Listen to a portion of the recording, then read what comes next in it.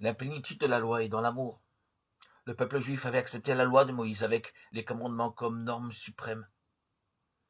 Mais il semblerait que Jésus a d'autres vues différentes, cherchant la volonté du Père.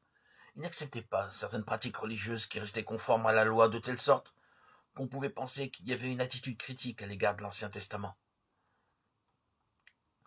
Jésus le dit clairement, ne pensez pas que je sois venu abolir la loi ou les prophètes, je ne suis pas venu abolir mais accomplir. Dans l'évangile de Matthieu, chapitre 5, versets 17 à 37.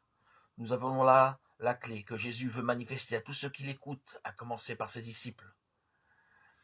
La plénitude de la loi est dans l'amour à Dieu, qui est notre Père, et à notre prochain, que nous sommes tous.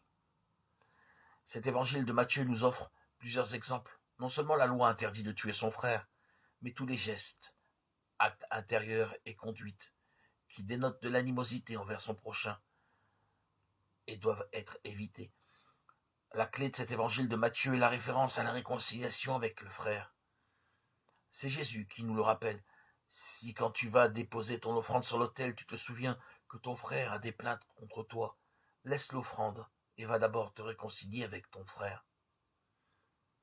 Dieu n'aime pas les prières ou les sacrifices de ceux qui ne se pardonnent pas du fond du cœur ou qui ont quelque chose contre leur frère. Celui qui ne pardonne pas son frère de tout son cœur ne peut pas non plus espérer être pardonné par Dieu. La parole de Dieu est exigeante pour nous tous qui voulons la suivre. Et ainsi, l'amour de Dieu n'est pas sincère s'il ne nous conduit pas à aimer notre prochain.